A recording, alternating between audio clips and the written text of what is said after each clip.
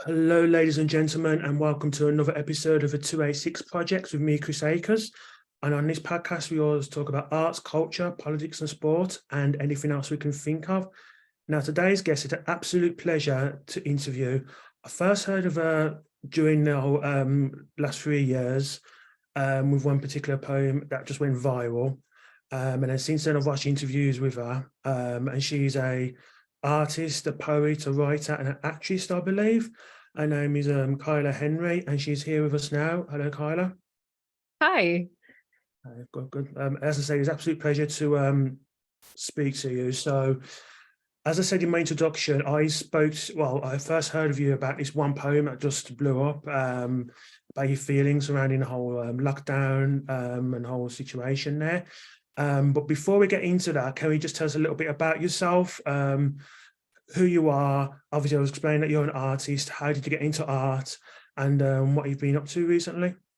Yeah, sure. Well, I've been kind of an artist my whole life. I'm from Quebec, Canada, and I've been always writing poetry, song lyrics. It's just kind of something that's always come naturally to me.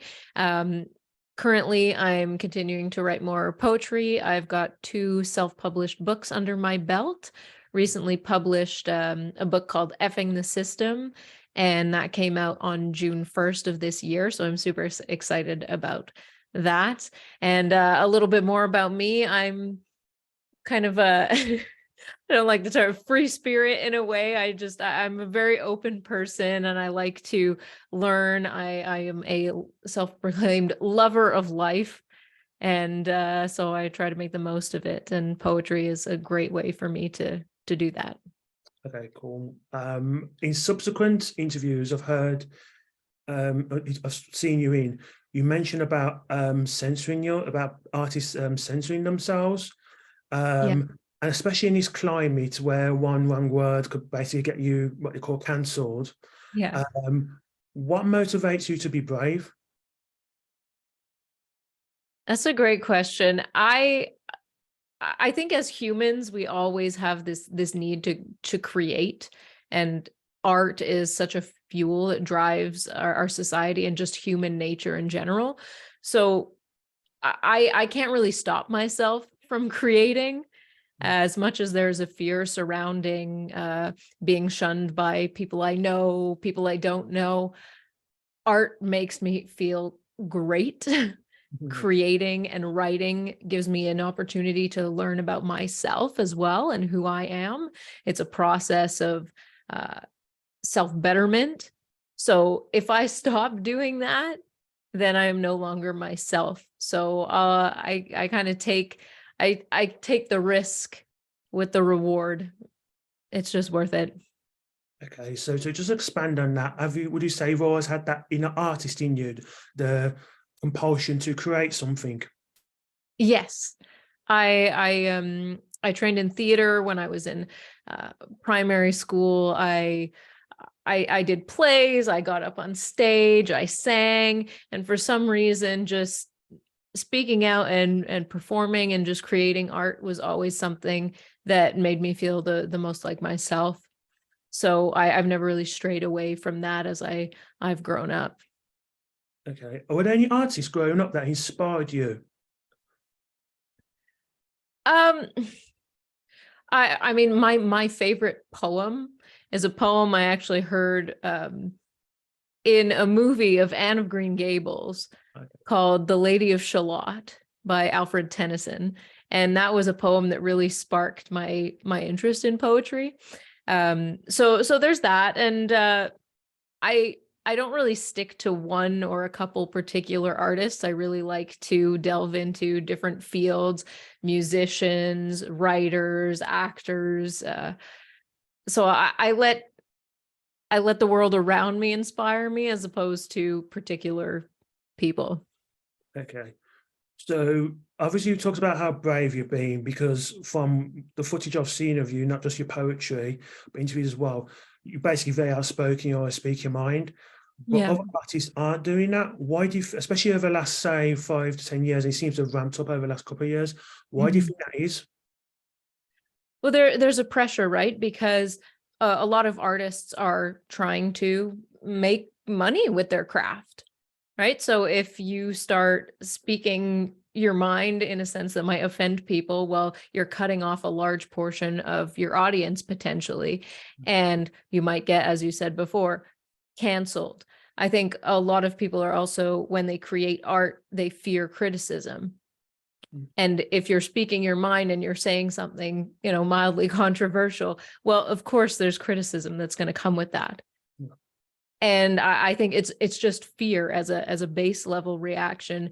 It's fear of not having positive interaction with your art, having people interact positively with your work. Okay, so I used to, until a few years ago, used to do spoken word poetry. Nothing major, but just mainly open mic slots across the UK. And I remember one of the first nights I actually went to, this was back in 2011, we'd had these riots that were mainly based in England, of the rest of the UK. And there was one poet who was talking about the riots, but whereas other artists were talking about the riots saying, this is a fault of the government, he wasn't. And he really twisted it on his head. And he actually got a standing ovation for the poem because it was brilliantly put. But one of the reasons I left the poetry scene was because you couldn't do a poem like that now, because everyone seems to be on the same path. And do you think that's an issue with art in general, in that people now, like, views are so constricted, and if you say what, like, we've talked about cancellation, but just people's, what they're saying now and what's in the mainstream is just so narrowly focused? Yeah, I think art has taken in certain circumstances, a turn for the worst, where it's becoming very preachy and pushy with certain messages.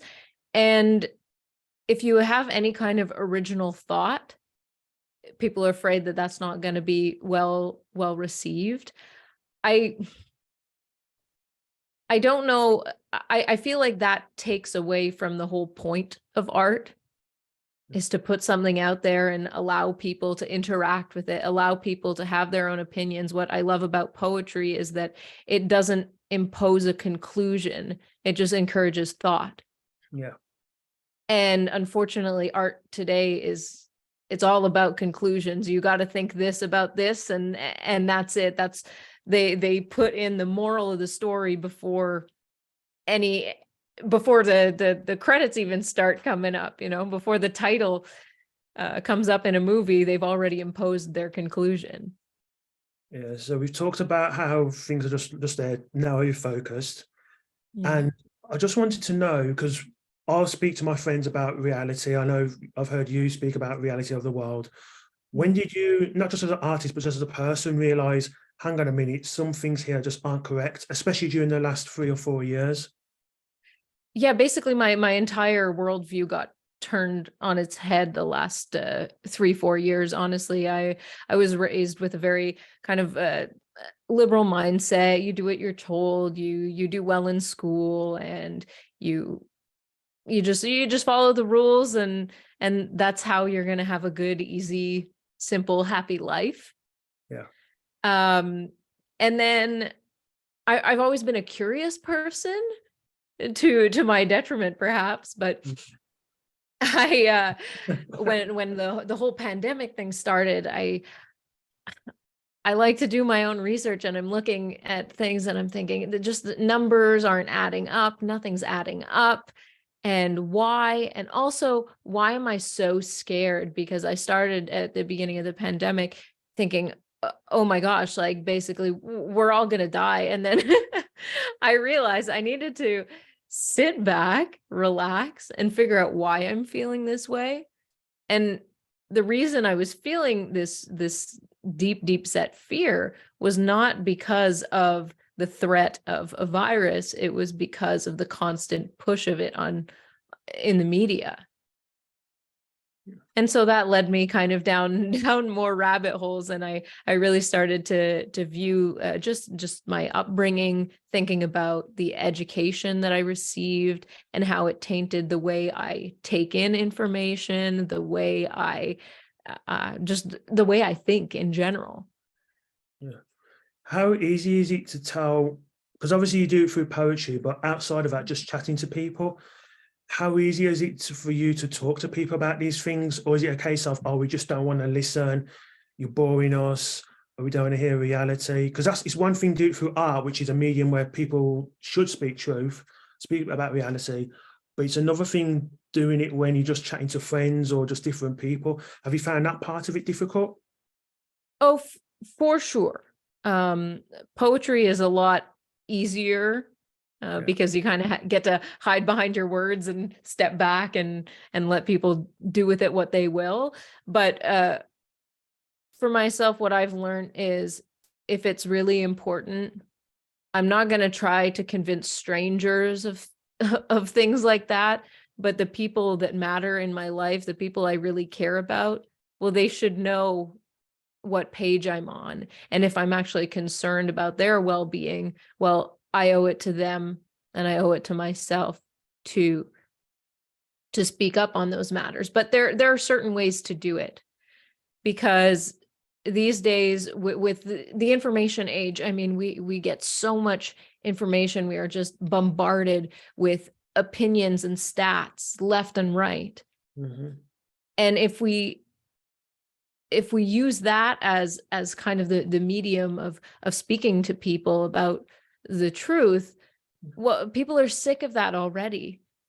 You're immediately gonna shut them down from that conversation. So it's an art form in itself to speak to people and understand where they're at, what their psychology is like. And I've found it very, very helpful for myself, because when I looked back on how I was educated and how I grew up, well, I can relate to where other people are at.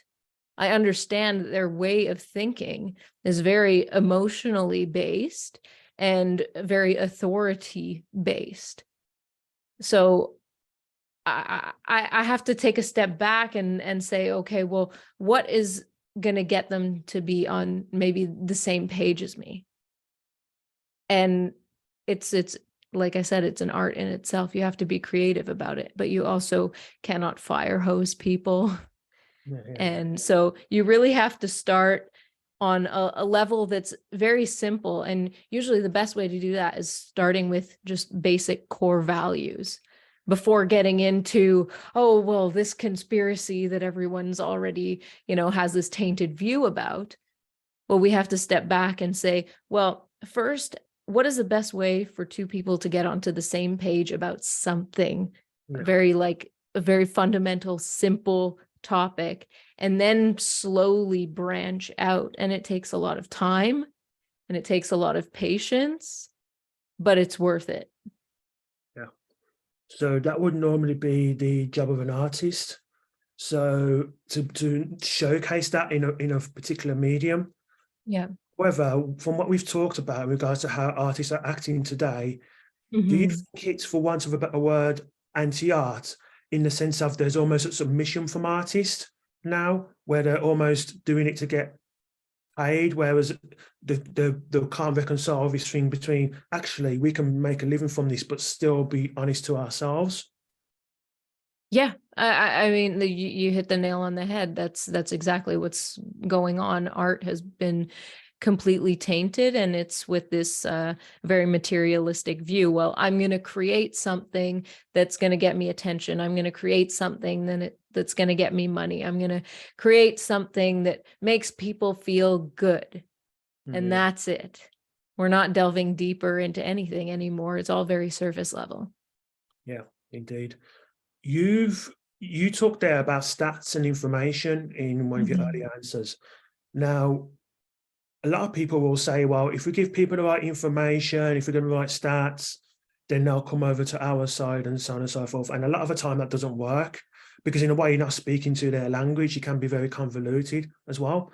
Now, in previous interviews that I've watched of yours, you talk about the power of the pen, and how that can change a lot for an artist, how what you write in an artistic fashion, and also as well how you act physically in an artistic fashion can influence someone and change their mind. And I'm just wondering, do you think that people, even those who are against like what's happened over the last decade or so, Do you think they truly understand the importance of culture in regards to getting their message across?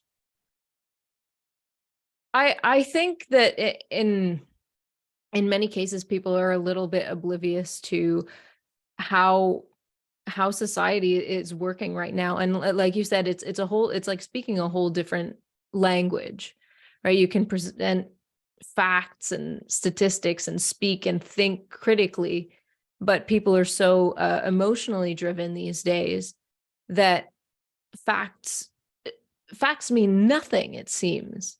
Yeah. So what can we do to, take people back and have them understand that, well, they're not reacting to a fact, they're reacting to an emotional programming. So people use the word triggered these days. Yeah. Everyone's triggered by just a simple number or a simple statement. So how do you navigate that when it's a completely different language? If you are someone who likes to think critically and look at numbers, and it's tough to kind of do that translation in your head to and that's why art is so interesting, is that kind of you can say everything you want to say, but it's still up to interpretation. And so at least speaking on someone's interpretation of your art and creating a conversation from there, at least that is a much more, it's a less conflict driven way of going about a conversation and learning from someone else. Yeah, absolutely. And to give you, I think, an example of what you describe, about 5 years ago, I went to the theatre to see a play called Blue Orange. And just a quick synopsis, it was basically a play involves 3 people. It's set in in an institution for people who are mentally ill. And there's 3 actors on it. There's one, the actual patient, mentally ill patient. The second one's that person's doctor. And then the third person's the actual head of that institution at the hospital. And what happens is you've got the patient who thinks they're better, the doctor who's saying they're not, and then the head of the hospital saying, you need to get them out of here because we need to free up the beds basically for the hospital. And it's probably the best play I've seen because it distilled very well the whole crisis regarding mental health. And I think what was nice about it and what you say is each of those characters that had the good and bad points. Like the weren't like set stones, and some people didn't like the patient, some didn't like the boss, etc. And I'm just wondering, is that another problem with the world we live in at the moment? It's just the lack of nuance of problems, like everything's seen to black and white and there's no shades of grey. I feel like things are supposed to be black and white. I think a lot of questions can be answered with a simple yes or no, right and wrong. And we spend way too much time thinking about the nuances and, oh, well, in this particular situation, if this person was born into this type of mindset and this person had this kind of financial background, well, in this case, then they're right because of it. We're adding way too many layers to things that can be boiled down to a simple yes or no or a right or wrong. So I think today is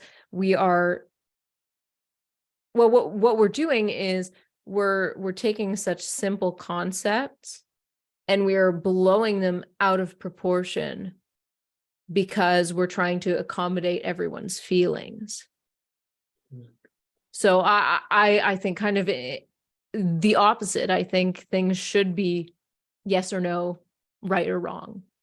Oh, okay. Yeah. Because normally I think that's the first time I've heard that opposite view sometimes, where I think most people say, actually, we haven't got enough nuance. And I do understand your point. And would you say that a lot of what you've said is the reason why we've got so many issues today, in the sense of we're trying to adapt, basically try and make everyone happy, but not realizing that actually there are going to be some things that cross over and some things are going to conflict with each other, and not understanding that. Yeah, for sure. Yeah. Okay, so it kind of leads on to my next question then, because it's kind of opposite to what you said, which is, well, two things really. One, have you always been politically aware? I know you've always questioned the world, but just in terms of politics, have you always been politically aware? And also, do you think that left and right is a false dichotomy, or is it, as you say, simple thing of this is left and this is right in political terms? In political terms, that's interesting. No, I've not always been politically aware, but I think politics are just basically another distraction.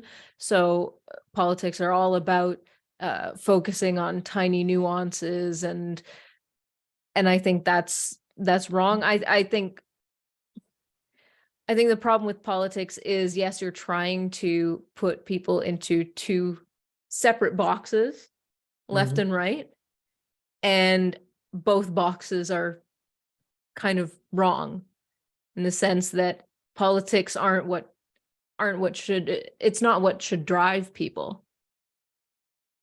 The Yeah, answer is right down the middle, and the answer is positive values that are really at the core of who we are as human beings. Politics don't matter, the left and the right. Well, why are there two options? Why can't there be good, do yeah, good, and the rest doesn't matter?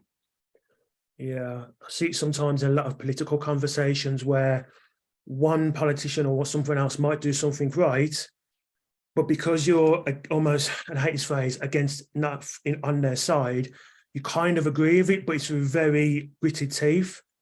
And I Yeah. think that's, again, I don't know if you agree, but one of the issues is that one of the reasons we're struggling to come together is this whole machos thing of, well, you may be right, but because you're not for my side, I can't really say you're right in public. Would you agree with that, or is that just something I'm seeing?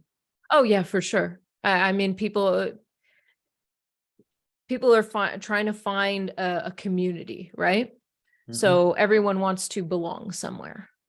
So people who associate with a lot of messages that are coming from the right have their community, their sense of belonging. Well, I'm right. And then other side, well, this is my community, this is my sense of belonging. I agree with 99% of what they're saying on the left, so that's me.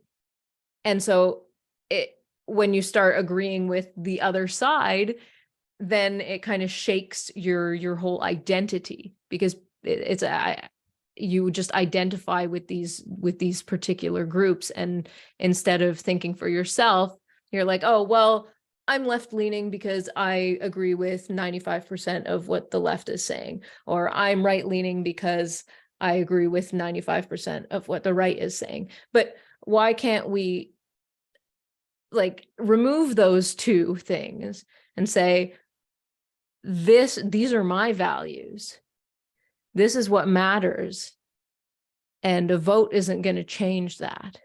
Mhm. Yeah, very much so.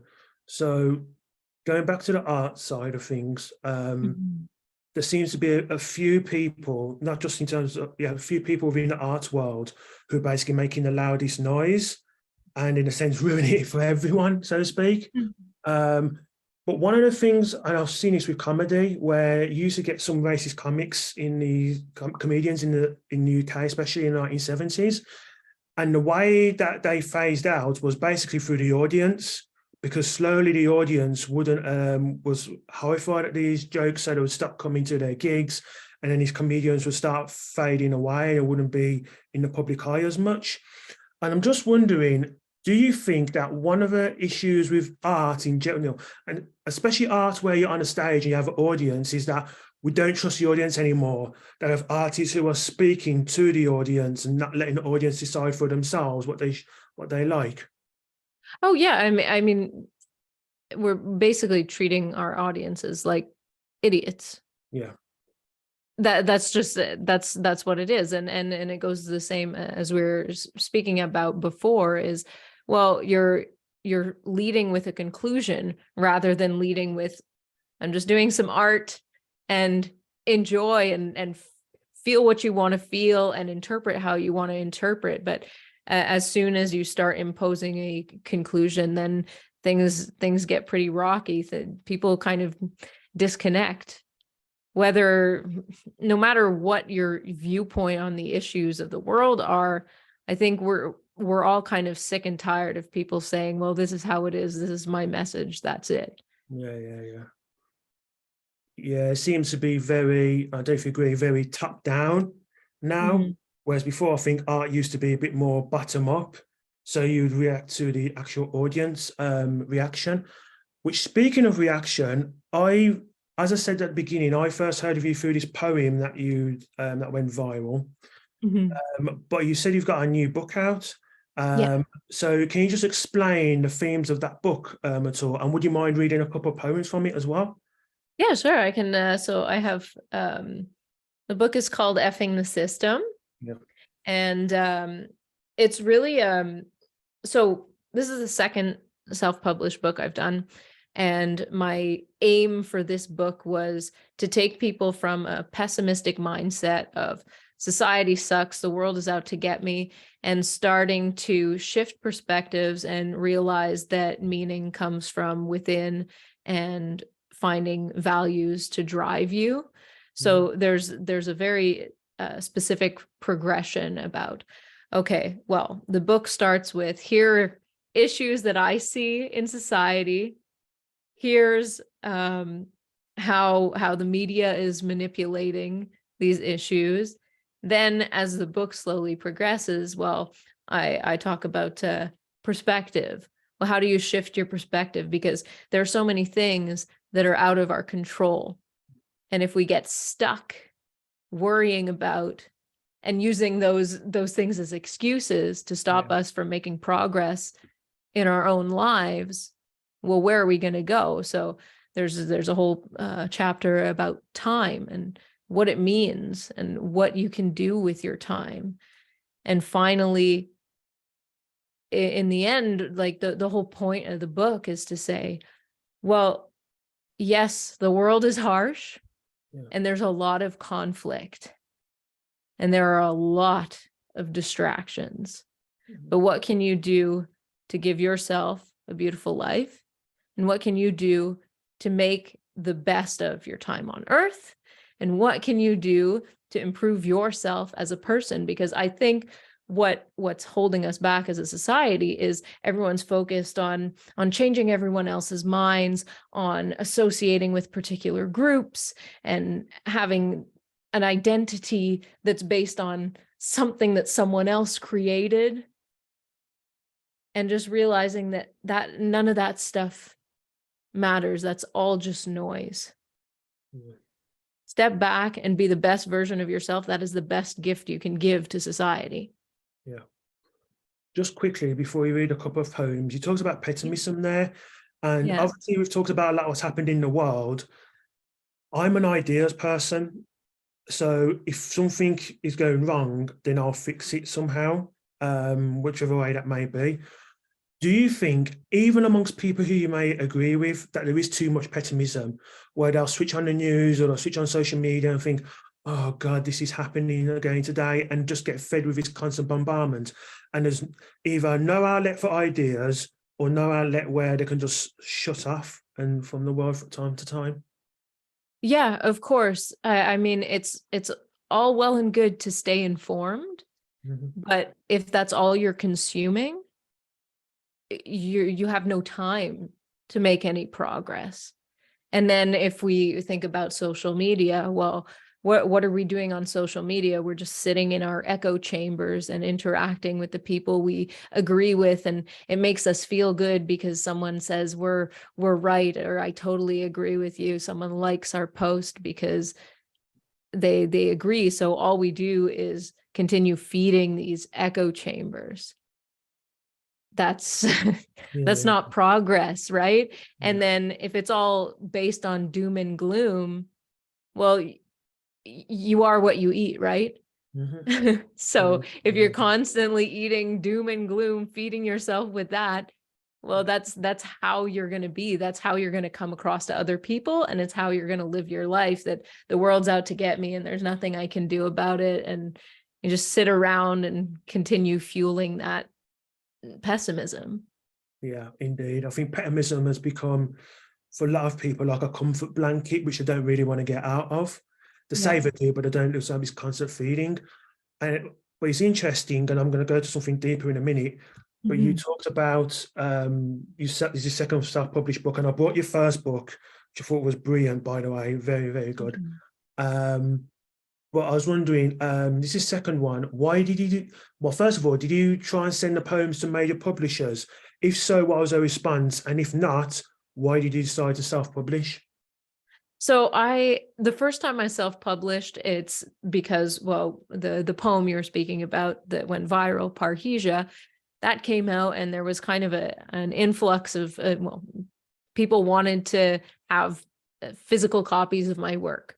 So I self-published this book for the first time. I never thought I'd actually publish a book in my life. It wasn't part of my plans. Yeah, And so I learned on the fly how to self-publish, and I did it so quickly in the span of less than 2 months. I self-published this book and just got it out there as soon as I possibly could.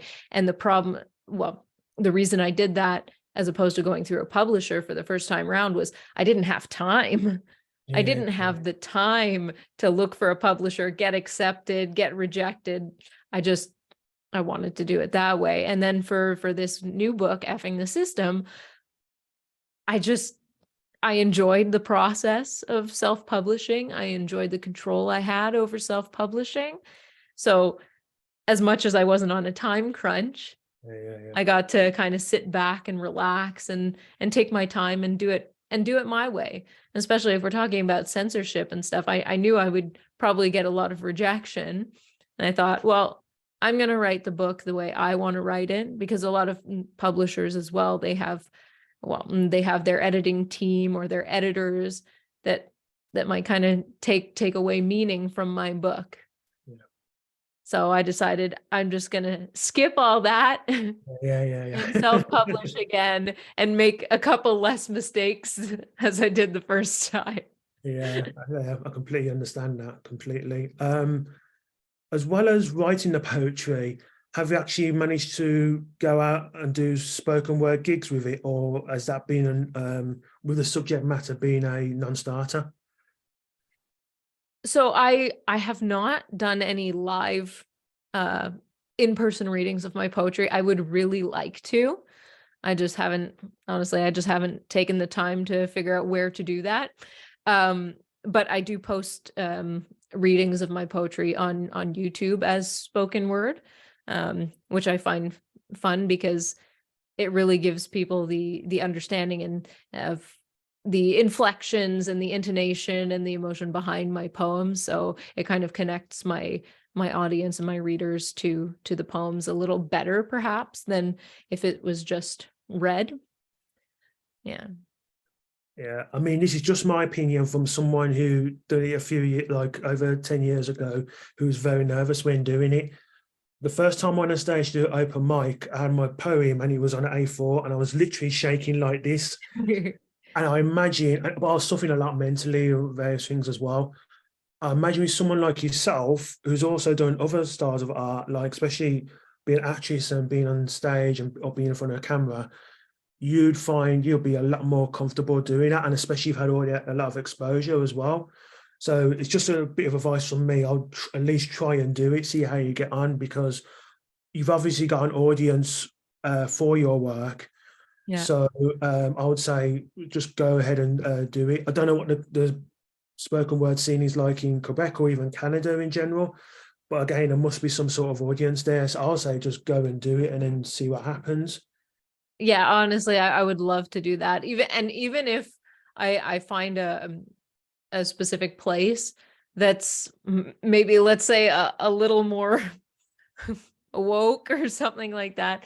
There's a lot of my poetry that isn't so forward and controversial as well. So I don't really have an excuse not to do it. I've just, yeah, haven't taken the time. Yeah, yeah. And I'll start a campaign as well.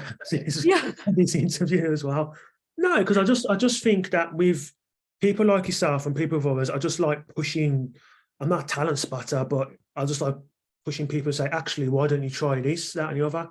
And I don't know, especially if you have an audience, I'll say just go for it, see what happens. If we do well, great. If we don't, you don't. And I think, and again, this is one of the things going back to art, it's the lack of taking risk, be it in film, be it in poetry, be it in Yeah, theatre now, and maybe you agree with me, there's a lack of taking risk. So do you agree with that? And I would say with you, just take that risk, see how you go. for sure. I mean, like, I working as an artist and being an actor as well as, you know, doing music as well. It's like I'm used to rejection. I'm used to mixed reviews. I'm used to all that. So why not just take my poetry to that level as well? Yeah, indeed. You talked about acting. I might be wrong, but I think I heard in a recent interview you did, you don't do that as much now. And if that's the case, is a particular reason or to do with the actual scene, or is it just because your poetry is just taken over? I'm much more inspired by just writing poetry these days, and even in writing music as well. I have a band. I'm in a duo, and we write music, and we're trying to get some more music recorded. So I'm focusing on that a lot. And also the industry for film and television commercials has really shifted in the Yeah, last 3-4 years. So it's becoming harder and harder for me to find work that doesn't give me the creeps, you know. It doesn't yeah. bother me, because it's like, what is art anymore to a lot of people. But I do a lot of voice work. That's what I'm still doing, and I've always just really enjoyed that. So I try to do voice work as much as I possibly can, working in cartoons and video games, and yeah. Okay. Would you be able to, just because I'm being nosy, would you be able to say what cartoons or what video games that you've contributed to and that you've really enjoyed? So I did the most recent video game that I did was called Sunday Gold Yeah. by Becom Studios, and I played one of the lead characters in it, and it was just, oh, it was so much fun.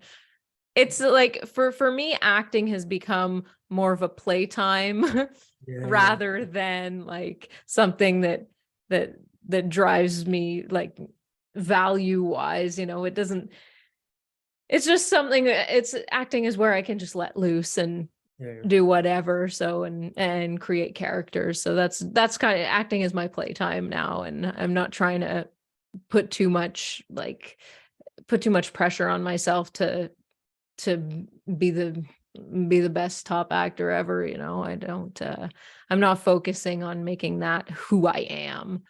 Yeah, indeed. I mean, we complain a lot about, certainly from an acting point of view, film and TV, about a lot of Western, US and UK film and TV and so on. But I did say in another interview I did, I think there's a lot of inspiration from other parts of the world who have got solid story, like South Korea and parts of Europe as well. Have you ever watched any of those, or is it just restricted to like UK, Canadian, and US work? Yeah, usually it's very kind of westernized work that I get. And but I know there are a lot of independent companies out there that are creating like actual art, I Yeah. suppose. And if I get the opportunity to work on any kind of those projects, I'll be very happy. And with regards to what I'm consuming as artwork, I mean, I'm basically pretty Western in the movies and TV that I consume. Okay, cool. Right. Without any further delay, because I've been tuning you off a lot already. uh, right, can you read a couple of poems from your latest edition? If you, Yeah, sure. Um, Let me see. I'm just gonna.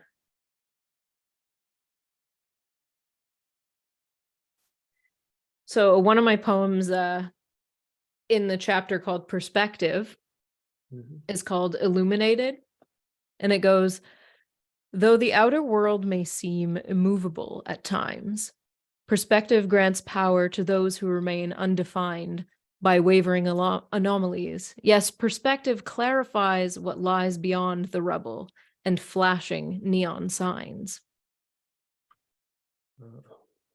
Good. It's really about, not getting distracted by all the information pressures that are flashing before you. And one of my favorite poems in the book is called Lighthouse. Yeah. And it goes, values are immovable pillars through daily gentle whispers and in titanic roaring thunder, there to combat paradox. Stabilizer when suddenly shaken, reminder when mistaken, a consistent voice of reason through even abrupt shocks. Never bend to the situation or mold to convenient opinion. They force one to awaken when tempted by the flock. And that's really like a strong poem that shows a lot about what my book is about, and saying, well, if you live by your values, then all, hard decisions in your life are going to come much easier, because it's either yes or no, right or wrong. Yeah. And it's a guide, it's fuel. Yeah. I mean, just related to that, I mean, I'm not religious in any sense, but the older I get, the more I tend to respect it, because at least those people, they have those sets of values that they have, that's their foundation. Yeah. And just going by your poem there, do you think, again, that's one of the problems, in that we're almost following almost false gods in like TV and media and stuff, and there's like literal little foundation? Or is it just me being pessimistic? No, I completely agree with you. And I'm not very much of a religious person either, in the sense of like an institutionalized religion. I think the religion that's taken over is kind of statism, where we basically see politicians and law and regulations as this god that guides our everyday activities. Mhm. So instead of having some sort of, your conventional religious beliefs, well, your new religion is the state and societal expectations. It's just rebranded. Yeah, yeah. In fact, you could argue probably that's even worse, because at least in religion, it's like, okay, follow these values, but you have to follow them. Whereas what you describe in statism is, you depend on us, and we basically and we'll sort everything for you. And I think that was the case with, especially in my country, well, where I'm living at the moment, UK, and with yours, with regards to how different countries dealt with the last few 3 years. And especially where in Canada, I was watching that and just scratching my head at just what was happening and what was going on. And correct me if I'm wrong, but didn't you go to see the truckers who were protesting? Is that correct? Yeah, I did. That was such a highlight in the last couple of years. It was so cool to see a gathering of people, like-minded people. And I also had well, I had to go there because I wanted to see what was really happening and then watch what was going on the news. Yeah. And so that was a huge eye opener for me. I was like, wow, how crazy, how much manipulation goes into the news and media, and how everything's flipped on its head. It was just a big party. It was the most peaceful. People were hugging each other. There were people obviously not getting paid, just picking up garbage, making sure everything was nice and clean. And yeah, it was just one big party in Ottawa. It was quite beautiful, and it was nothing compared to like what the media was saying. Cool. Were you there when the payment processor basically stopped their funds? And if so, what was, it kind of sounds like an obvious question, but what was the truckers' reaction to that? So I was there the first weekend. I was there another weekend between, and I was there the morning after the cops were given the okay to basically kick everyone out by force. Yeah. And it was crazy, the energy shift, right? The first two times I went on the weekend, it was beautiful. Everybody loved everyone. And then when I went the day before, everything got the day after everything got shut down, it was so quiet. There were a couple truckers left here and there on side streets, and I mean, I met a man who was completely frostbitten because he'd been out there in minus 25 since the beginning anyways. It was a crazy shift. And we actually spoke to some policemen there, and they gave us such, like, I went with my husband, and they gave us major attitude for even just asking a couple questions. It was crazy. Yeah, I mean, it's interesting you talk about the energy shift, and the energy over the last 3 years was one that certainly disappointed me, because people just didn't question it a lot. But going to that, when you went to see the truckers, did you get a sense of hope, not just for that situation, but just in general, that there are actually people who are fighting back against the system? Yes. It was after after kind of falling into a lot of pessimism about how everything was going down. Going to that convoy in Ottawa was it was very uplifting. It really was. It was food for the soul, for sure. Yeah, absolutely. Going back to a previous point you made, and you talked about being self-published. Now, with a lot of artists, they'll complain about being cancelled. Oh, I've organised a show at a theatre, people found out about it, and they've cancelled me because of my views. They've written a book where certain things I've written. Oh no, even the employees within that publisher want them removed, and so on and so forth. I take the view with that yes, I feel sorry for that artist. However, there's people like yourself who are self-publishing. I don't know if you've heard of someone called Eric D. July at all. Yes, the name rings a bell, but I'm not making an association. So Eric D. July is someone, he's got his own YouTube channel, but basically I think it was last year, he decided to release his own comic book. And I think he wanted to raise $100,000 for it, for a crowdfunder. End up getting around about 4 million as a result. And it's just gone from strength to strength. He's releasing, I think, another edition soon. And the reason I bring you two into it is because you basically went independent route, and you thought, okay, we can do this ourselves. And this is one of the problems I kind of have with artists who complain about being cancelled, in that it's not like 20 years ago, where if you were cancelled, that was it. We have the technology now to basically do it ourselves, to have the artistic freedom. And I'm just wondering, do you think that enough artists, or like me, not enough artists take advantage of that freedom to actually do it themselves and post it on certain platforms themselves? Yeah, for sure. I mean, we're finding excuses. We're passing on the buck to other people to create opportunities. But we have to create our own opportunities. If we want to create something, if we want to put something out there and someone's not going to accept it, if our story isn't being told on the mainstream platforms, then tell your own story. If mainstream isn't funding what you value as an artist, then crowdfund, do something yourself. Like, the internet is such a huge place, and you can find people who can help you out too. It's not even like you're not even just doing this alone. Like, you can reach out for advice, help from so many people. You're connected with everyone around the world, which is one of the positives about the whole social media thing, is that you can find like-minded people who might be able to help you with your project. So just because someone isn't creating a project for you and accepting your projects and ideas doesn't mean it's for the trash.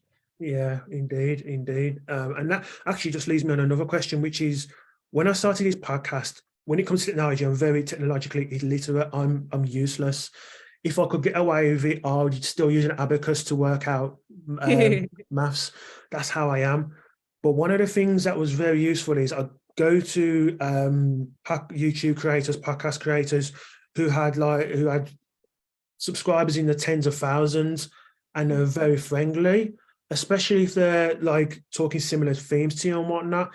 Is that something you found in your independent space, that people who have similar ethos to you in terms of self-publishing, were you able to go to them and ask for help, or was it a little bit difficult in that respect? I did a lot of research just on YouTube, figuring out how people do self-publishing. Like I said earlier, it was never something I thought I was going to do. I never thought in my life that I would publish a book, a poetry book, anything like that. And so there were so many resources online that I didn't actually really need to reach out to many people to get knowledge about that. But I have been, like, throwing myself into communities that share similar values to me, and it's amazing how magnetic it is to just like speak your mind, and because it really draws people in. Like I've met a lot of wonderful people from all over the world through just speaking my mind. And so that kind of brings in people who are always willing to help you. Yeah, I think speaking your mind, the way you described it was important, because obviously there's an initial fear of speaking your mind, but once you get past that fear, you actually realize that it's just a lot more freeing, that you're not having to, because basically without doing that, you're basically wearing another skin and for people. And trust me, from experience, that can get very tiring. So I completely agree with you with regards to speaking your mind. Even if people don't agree with you, it's like, well, not everyone's going to agree with you. So I do agree. I do understand where you're coming from in regards to speaking your mind. You've kind of alluded to this as well. How's the last, say, since that poem came out, how have you changed both as a person and as an artist? Yeah, I mean, at the very beginning when I shared that poem, Parhesia, I was a very scared young lady. Yeah. You should have seen me shaking and sweating just pressing the post button when I posted that video. It was it took me hours to calm down from that adrenaline of just, oh, here, I made a piece of art. Please don't shank me. So I kind of just threw that into the ether. But as time progressed, I started really delving deep into just history and the education system, and really getting myself informed. And at a certain point, I became very exhausted of all that. I'm like, whew, it's a lot of information. My whole worldview has been flipped upside down. I am going through a heck of a lot right now. Yeah. Just to completely shift your entire view of the world in the span of a year or two is pretty jarring. And I think that's why a lot of people fear gaining or seeking out any kind of alternative knowledge, is because we're scared that the life we've been living for so many years has been all just upside down, right? So eventually I got tired of just like overanalyzing, overindulging, and falling down the rabbit hole. And I stopped, and I'm like, okay, I've got all this information now. Yeah. Well, what am I going to do with it? Like, Yeah. I'm not going to go and spray magical fairy dust on the world and fix everything now that I know what the problems are. Yeah. Well, what can I do now? What can I do to live a good life? And I started realizing, well, if I start putting less importance on, well, A, what other people think about me, and also putting less importance on all these distractions and all this pessimism that's just oozing from the internet and from the media. Well, like it's so freeing to just say, well, that that has no importance on how I'm going to live my life. So I'm trying to kind of like filter all that stuff out and realize, well, what are my values? Focus on that and kind of just like slow down with life, breathe. I've started to learn new skills, gardening Yeah, and food preservation, and it just gives me a way to control what I can control rather than using what I can't control as an excuse to do nothing. yeah. Just quickly, you said when you posted that poem that there was an initial fear, and that answer surprised me a little bit because you're someone who wants to be honest, no matter Mhm. what, from what I gather from you. So, what was your initial fear of putting that poem onto YouTube? Yeah, I didn't think I had no idea the poem would travel as far as it did, Yeah, not even close. So um my kind of expectation was that I was going to post the poem and only people I knew were going to see it, mhm, the people I love, the yeah, people I see often. So I'm thinking, wow, if people disagree with that, like first of all, my acting career is is ruined. My family relationships might be flipped on their heads. So that was my fear. It wasn't about what the world was going to think, but my immediate communities, what how the reactions would come from there. So yeah, I had a lot of fear based on that. But the more I go about my life, the more I realize that fear is driven by outcomes we don't even know are going to happen. You know, we create all these scenarios in our heads about how people are going to react. We think about the conversation we're going to have with other people and how they're going to just tear us apart. And it's yeah, usually way more subdued, way chiller yeah, than we create in our heads.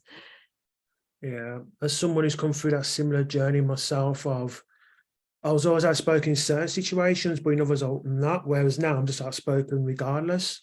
I Hmm. certainly relate to what you're saying, and in a way, it's inspirational and it's inspired. It's refreshing to see like artists, not just artists, but people in general who are like that, who are honest and who you can have honest conversation with, and you're not going to be afraid of upsetting them if you say the wrong thing. So much power to you with in that regard. Absolutely.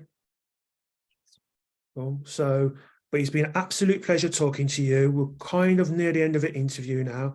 Just a couple of things. First of all, in terms of your art, what are your plans over the next year, 18 months? Are you going to be writing another book? Are you going to go any spoken word tour I'm going to badger you about? What are you looking to do?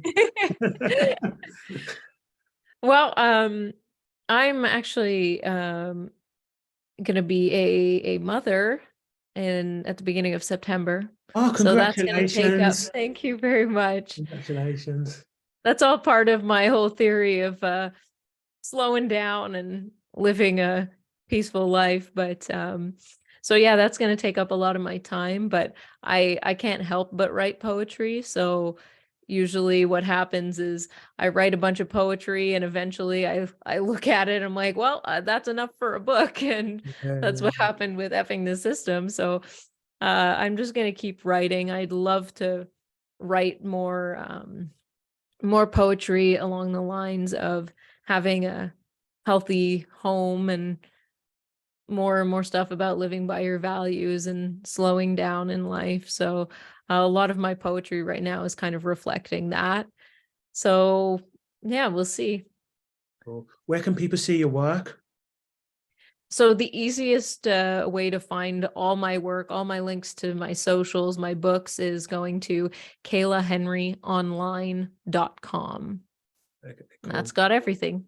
Cool, cool. What I'll do is I'll leave a link to your website in the description to this video. It's been an absolute pleasure talking to you. It's been a really refreshing conversation. I wish you, your husband, and your expected child all the best for September. God bless you both, and I wish you all the best for the future. Thank you very much. I wish you all the best too. Well, thank you. Thank you very much.